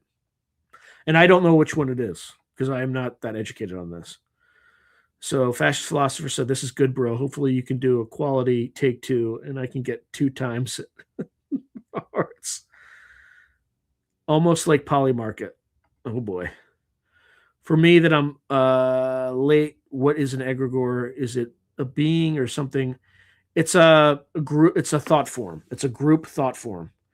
So like a sports team would have an egregore, a subconscious one, like an unconscious one. People don't know that they create it, but it is an entity that is kind of a group consciousness that kind of lies in the astral realm, and it feeds off of the feelings of the group, but it also helps the group in order to perpetuate the egregore. So, think of like companies, like they all have their symbols and sigils and all that stuff. So it's an occult sort of thing, but that's roughly what it is. Okay, right now, Department of Education by by sex trafficker. Yeah, not surprised. I mean, aren't they all PDF files? Isn't that what we learned? Like everybody who's in a position of authority in this country and the world is kind of a corrupt piece of shit. I mean, that's basically what we learned. But is anyone surprised by that? The Soulite US Expat saying any new channel update news. I missed the first like 10 minutes. Other than just check out the Substack that I put out today. It's free for at least for like the post will last for a month and then it'll go behind a paywall. But just read it while you can. I had a really weird dream and then a follow-up experience this morning with a woodpecker. Yeah, so Custodus missed more than an hour. Egregores required implied consent to operate on you. That's why they need so much propaganda. Infinite Matt, but they still influence people, right? So, as an example, when the U.S. military fought in the War on Terror, the like Islamic egregore definitely reached out and touched, U.S. soldiers for sure, right? So they definitely influence the material world in various ways. Okay, so you want to test something? I'm from Greece and I got nice signal. Cool. So this episode is creating egregore to help the channel prosper. Cool. It may already be one, Scott. Honestly, not consciously, but it may already have aspects of one. So, it's got a logo, it's got a sigil or symbol. I wouldn't call it a sigil. It's got a mascot, Marvin the Great Horned Owl. It's got all sorts of stuff that fit in that category. Yeah, Danny something or other. Yeah, Fast Mama Jamma said I think Tool has one of the best drummers. They definitely do. Okay, so Christy is 1270. Are we not all egregores of our higher selves? Maybe Gollum is a better term. Maybe. From subs. Oh, wow. I didn't know that. Custodus said, from Substack, I discovered you. YouTube was never close to be seen before Substack made an impression. I found you. Interesting. I'm glad I created that Substack. I actually created that Substack because I was including some of these weird synchronicities, animal, encounters and precognitive dreams. I was recording them on my posts on YouTube, but they're clunky and they don't. So I decided to just separate the personal sort of things from the channel. Well, I mean, I sometimes talk about those things in the channel, but I wanted to document this kind of metaphysical journey on Substack as a way for me to just keep track. And then that's why I created that channel. I'm glad it brought you to YouTube. Okay, so if Harry says, thanks for your response. I put down a company I found and ran for 8 years. It comes back to me in my dreams as a female W behaves like an alternative subconscious, which interesting. Very interesting. The Friedman family is the midway to pyramid close to DuPont's, Russell's, and others. Interesting. Your easy voice to be heard, Sean. Thank you. I'm Christian Orthodox from Ellis, but I like old G's also. Yes, Mitch Sandman. Yes, yes. It's gonna Mike's video. He's got two videos. I think his comes out next week on Wednesday, unless you're a member, in which case you can see it now. Okay, so Harry said, I found it. Okay, and it behaves like an egregore. It appears in my dreams as a female figure and like a parallel subconscious with access to future possibilities. Interesting. Okay, so Spiritual Ascension says, you have an affinity with the avian variety, Mr. Hazlett. Some of my comments are mid morning or morning mind drops. Kerp is adorable like a puppy on steroids. Yes. He's a good dude. He's an absolute fantastic person. Yes, his Mishlove impersonation is going to make Mishlove famous. I was trying to do the Mishlove and I couldn't get even close. No, don't make him yawn, please. So, Spiritual Ascension says Dolly Saffron claims to have gray hybrid children on a spaceship somewhere. I was looking for your books, but nowhere to be seen in Greek bookstops, and Amazon don't ship here. Oh, that stinks. Yeah, there's definitely not like I don't see anything in Greece for on Amazon. I see other EU countries, but not Greece. Let's see. If this channel has aspects of a created egregore, I'm out of here. Spiritual Ascension, I did not create an egregore. I think anything that someone creates, if it is around long enough, will have aspects. Like sports teams, companies, and none of those were deliberately created. It depends on subconscious energy. It depends on all sorts of things. But I can assure you that I did not have like do any weird rituals and deliberately try to create an egregore when I started this channel. So if that answers your question, I hope it does. I think I was dreaming of Nathaniel Gillis. Now you said sigils. I was talking to Nathaniel Gillis when the bird hit the window.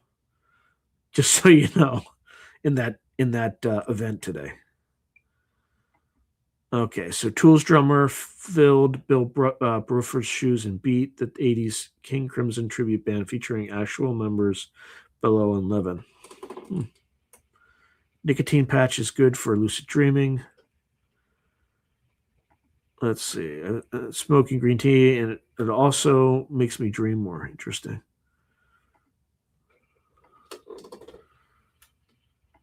All right, that's all the comment. I like blitzed through the comments. I got through them all pretty quickly. Oh, let me get something to drink.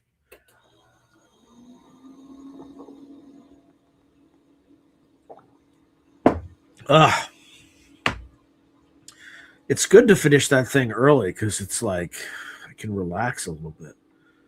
My lord.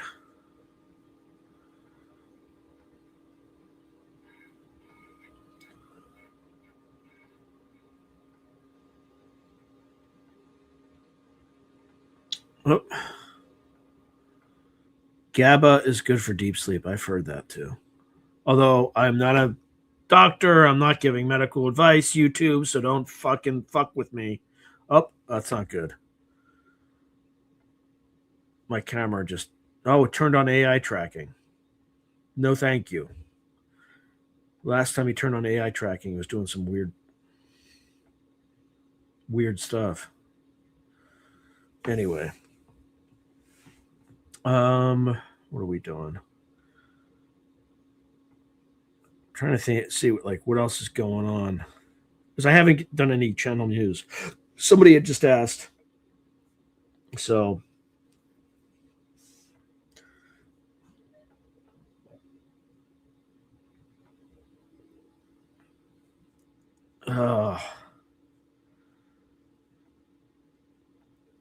I guess we're doing mildly okay tonight.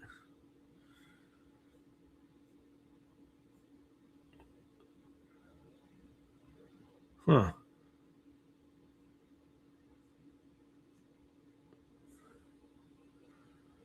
See how we're doing on likes. Make sure you definitely. Oh yeah. Well, I mean, I should always say this, but if you think you're subscribed, thank you, but please double check because YouTube often unsubscribes long-standing subscribers to this channel. I don't know why, but it does. Okay, the AI has becomes obsessed with you because you use it so much. Yeah, it's because it. Yeah, I think I fixed it. I think I'm good now. Okay. Would it be a good idea to have Stephen Schwartz or Stephen Schwartz and Lynn Buchanan on together about their data and how they overlap each other for the future? I would still like to know when Stephen or Stephen Schwartz will release his book on 2060. Yeah, the problem with Stephen Schwartz is he's so partisan, and it's just like I was polite the first time, but I don't think I could be polite again. It's just some of the stuff he was saying was just absurd and just not grounded in data. Like, so I can't. So definitely Lynn Buchanan. He will definitely be on again. But I don't know about Stephen Schwartz. Okay. Oops. Yeah, like the blue states. Like, yeah, people like I live in California and people are fleeing.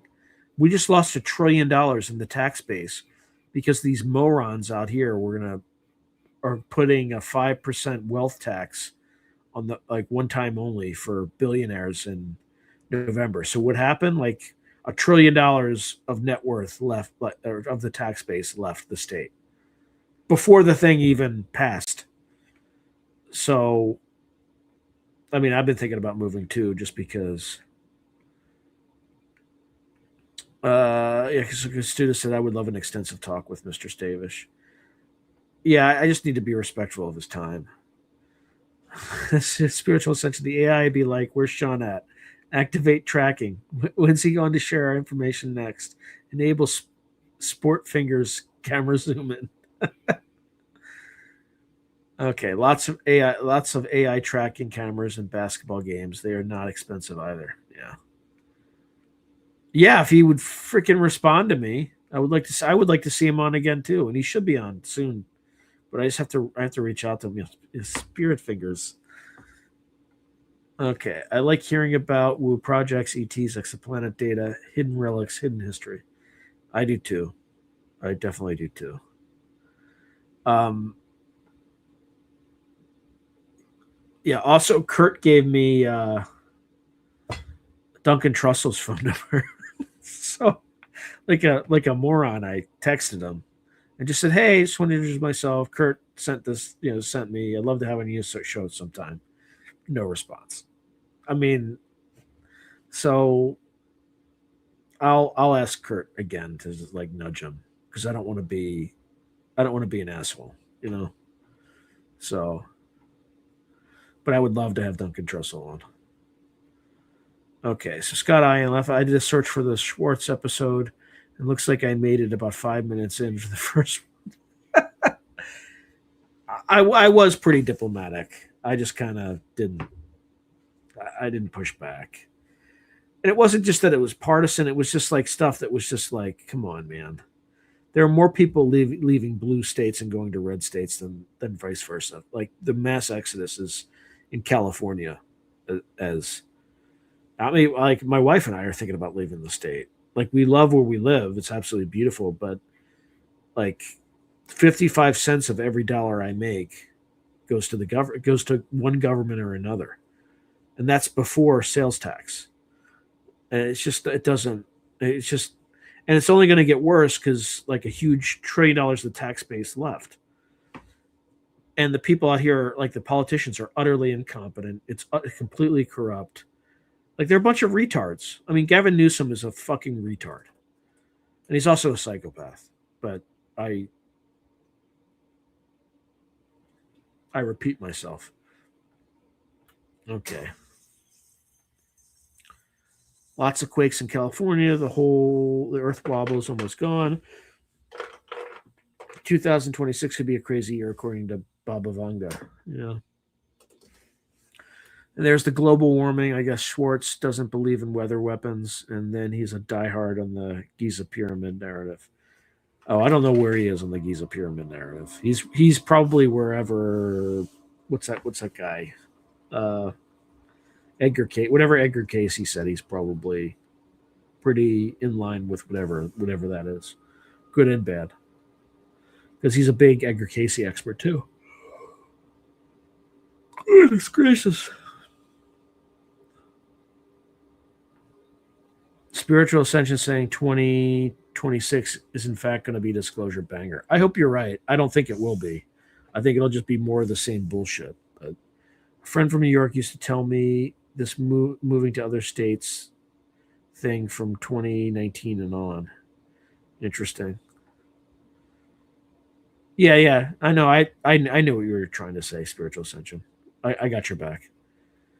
To who do I tell my sleep paralysis stories to? I have a lot. You could tell them to us. We'd be very interested. Jerry Marzinski was on. He talked. I mean, he's not a sleep paralysis guy, but he's a schizophrenia guy. I wish you could somehow get Dr. Joseph P. Farrell on. I think your best bet is through. Yeah, I know. I gotta start. I was supposed to do one with Peter Carroll today, but he was like, we were having so many technological issues that we just had to cancel it. But I want to talk to Steve Mira tomorrow, which should be pretty good. Oh, Pavel just spoke about a new ETF that came out to bet on aerospace companies getting ET Tech. Oh boy. Any Alish updates? Like earlier this week, one or two nights this week, they were, hooting outside the house, but I haven't seen one in a while. But that's because I've been overwhelmed with work, so I haven't been outside enough. So no owl sightings per se. Okay, so we are getting disclosure from Deep State. Deep State runs genocide, war, and child trafficking. Yeah, basically. How many subscribers do I need to hit 22,000? 22? Is that right? Yep, 22. That's it. Yeah, he does have a YouTube link. Absolutely. Dr. Joseph P. Farrell does. Have you had... No, I haven't had Don Phillips on. Who's Don Phillips? Raider Levox. I can't pronounce that at all. Raider Vox. The Epstein Zora Ranch stories are crazy. Yeah, they buried some ladies out there that were basically murdered. The fact that nobody's that it's still there, still running. There's also 4chan people or whatever, autists, who claim that Epstein is alive and well in Tel Aviv playing Fortnite. I think that's probably true. I can't prove it, but yeah, he's probably just fine. Nobody in this system at the top ever is held accountable. Just type in Joseph P. Farrell and he should show up. Chat weird 22K and you need 22 more. Oh, that is weird. And it's a multiple of 11, which is also weird, both of them. That should be easy. Please make sure to see if you're subscribed. Share with your friends, family, ex-girlfriends, ex-wives, ex-husbands, husbands, etc. Yeah, he's still around. He was he's part of the Trilateral Commission, right? They're going to just let that guy hang himself. They're going to let that guy stay in prison. No, he's above the law. The system is so fucking broken that no, he's fine. I saw at US Expat said, I believe that Epstein is still alive. The photos of him on that gurney wasn't him. Yeah. Also, the creator of Bitcoin might come out. We'll see. It was, Satoshi was the creator. Nothing specific pops up a lot of his interviews. He does have like a. Let me see if I can find really quickly. So I know I've seen his channel before. All right, now I need 21 new subscribers.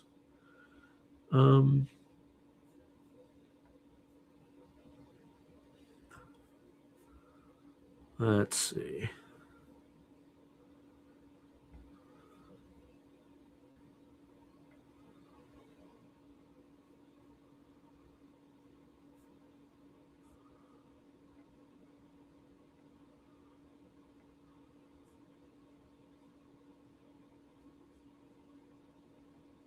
Sorry, just looking at some of this stuff.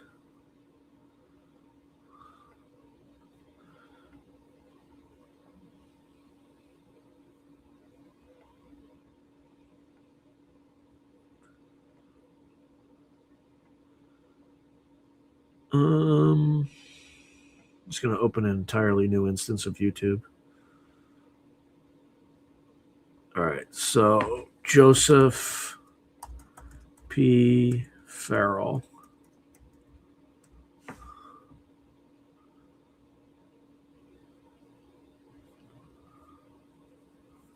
I guess I don't want people finding this guy.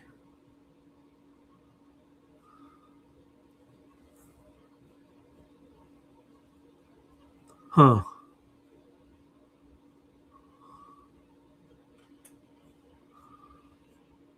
Yeah, he like majored in patristics at Oxford or something. We got a PhD in patristics.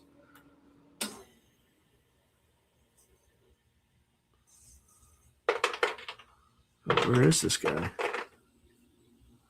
Yeah, I can't find his page either. He definitely had a page.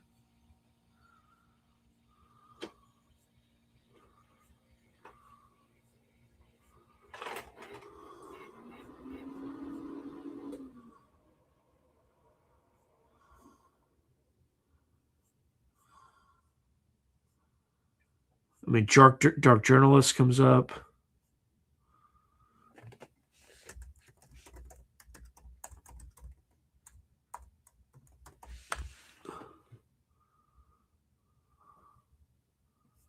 Huh.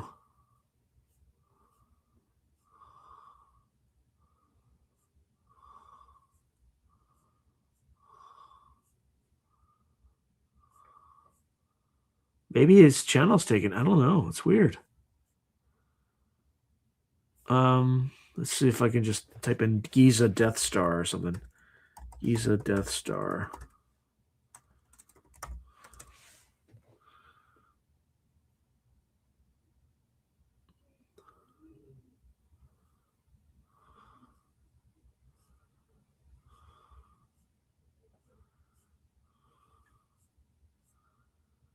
There's like a Giza Death Star community, but yeah, that's weird.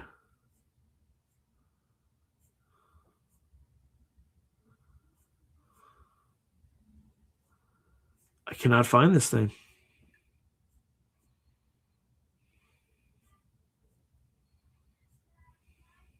All right, let's see all the. Well, I was like on my safari hunt. Let's see what I missed. I'm encased in ice cream again. What?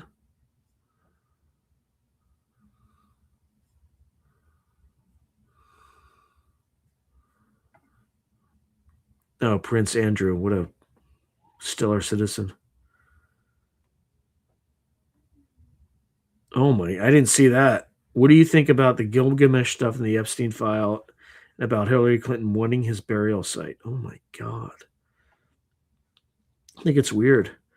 Dude, his tattoo post-mortem pics. Yep. Oh, Lex Sazaman was Satoshi Nakamoto. What? Prince Andrew's wife had a kid with Epstein? What? I was encased in ice cream. Let me check. I don't. The camera seems okay. More likely to be Satoshi. I hope not. Oh, so Solite US Expat says, no, Future Forecasting Group remote viewed the creator many years ago, and it was a group of people back in the 1970s, I think, as I recall. Don Phillips is a paranormal investigator who got a spirit to help him, I believe, steer my... Oh, okay. Not alive, so okay. Okay, so his forum on his website is very active. I go there a few times a week. Oh, they've shadow banned his channel if he has one. Yeah, for sure. Oh, he doesn't post on YouTube anymore. He hasn't for years. Okay, that makes sense.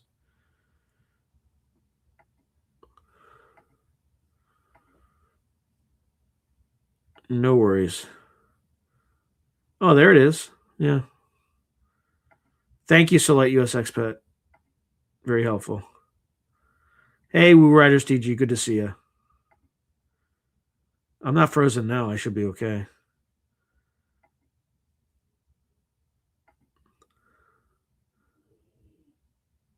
Oh, it defrosted after I came back from my safari.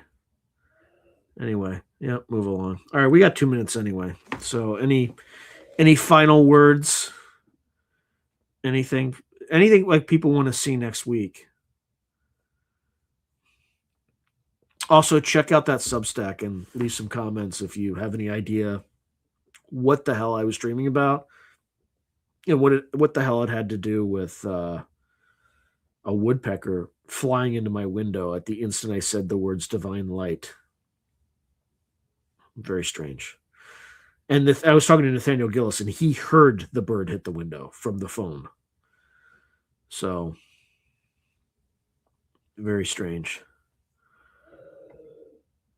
Vampirism. Yeah, I haven't done anything on that. And oddly, it hasn't come up in anything I've seen. That's a good idea. That's a really good idea. I was reading about psychotronic weapons, and I read that they can enhance ESP among other things. Sure, I mean that's what Hemisync. That's psychotronic equipment that enhances. Can put you in theta wave state pretty well. I don't know about reliably, but Tim Alberino made a video about the this Nazcamami stuff. I've just avoided that like the plague. There's a lot of weird. I'm skeptical. There's some with like chicken bones and just there's a lot of things that you can screw up. So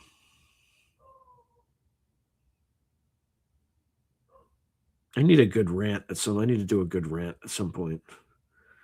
But probably not tonight. Not tonight.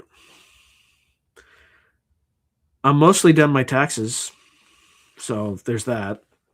I'm just waiting on one more damn form to come in, and then I'll pretty much be close to finished. Oh, yeah. Well, yeah.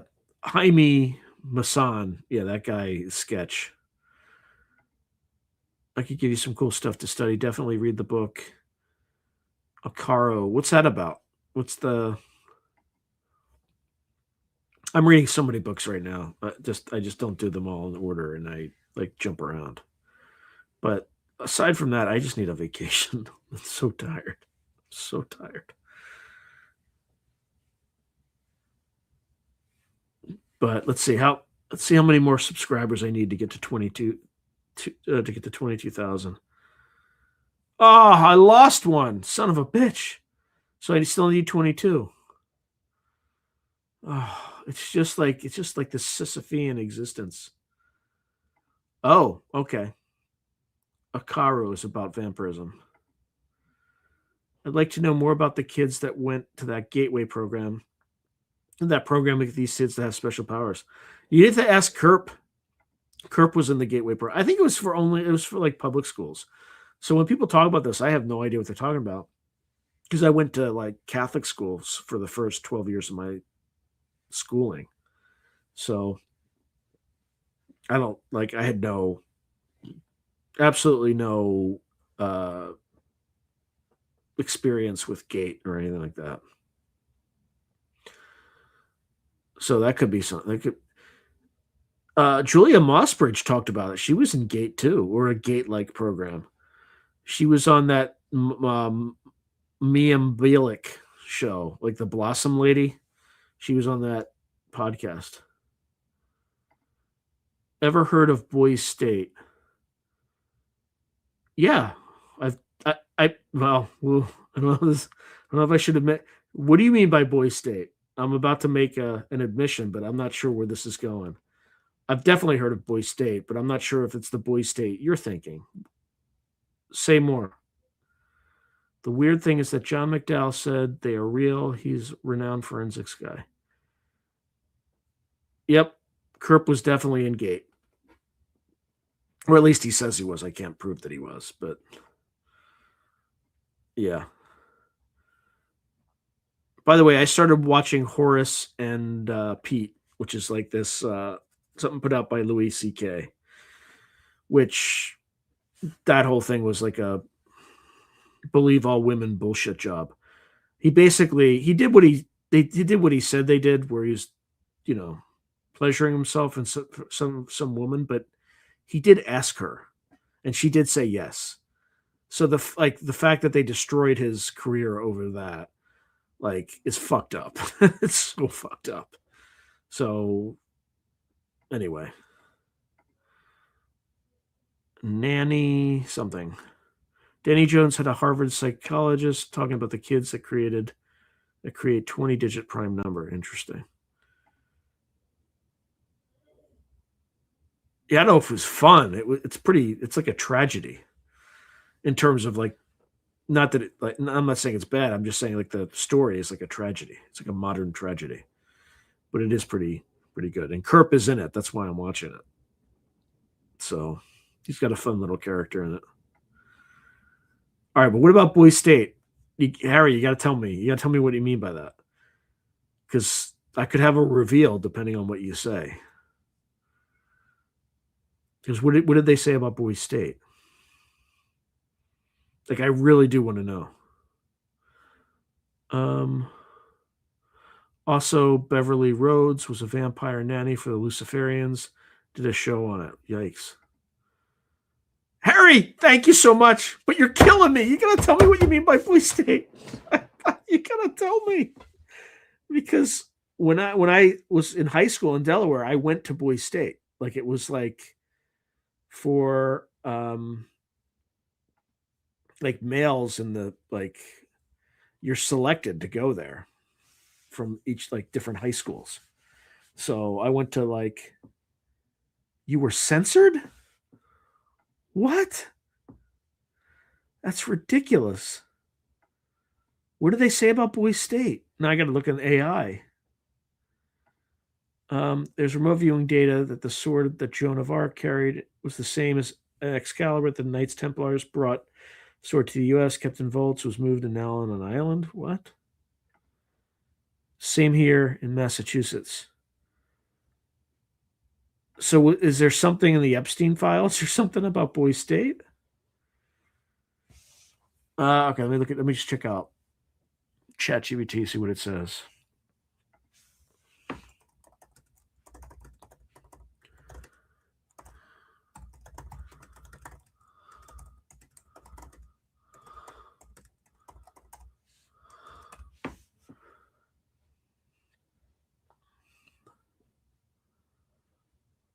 Oh boy.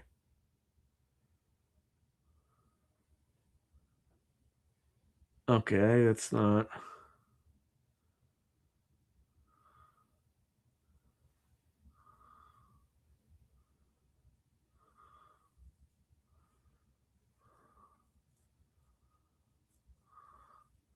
Oh, maybe it's a link to the American Legion.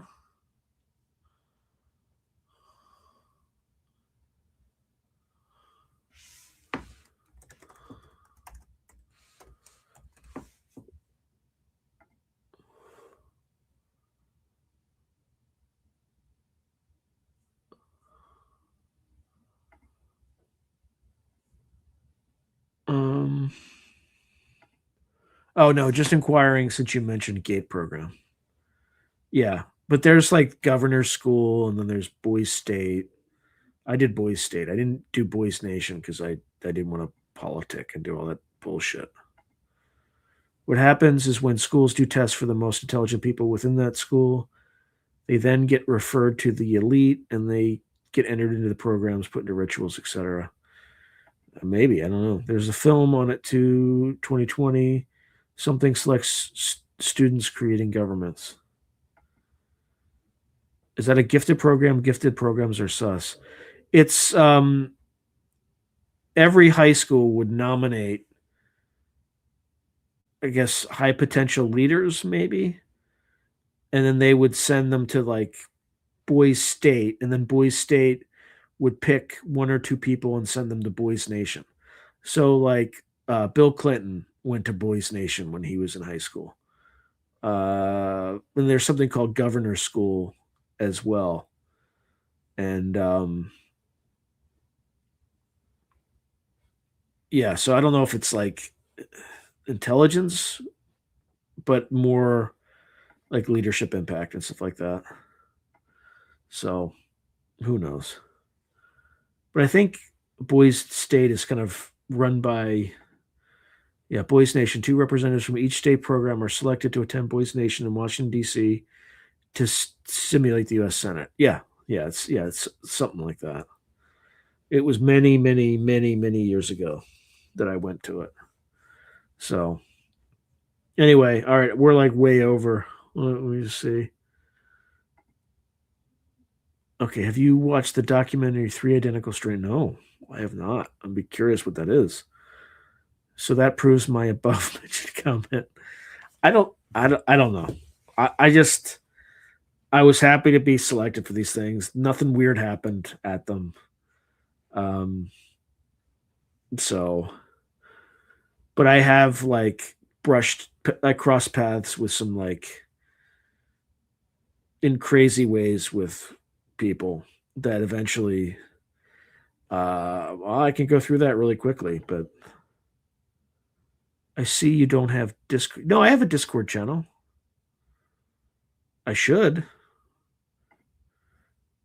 Yeah, but you have to the Discord channel is it's only for members and patrons. That's why. You didn't make the cut. Yeah, maybe not. Please read the Three Body Problem. I've not read it, but I've seen the like. There's a show that had on Netflix. It's interesting. So, all right, I really better get going. It's 9:09 my time. Oops. You see the photo leak of Epstein alive in Israel? It could have been AI, but yeah, I saw something like that. Great book, and I'm on page 90. All right. Anyway, thanks, Harry. All right, everyone. Have a fantastic rest of your weekend. Good night. God bless and Godspeed. See you all next weekend.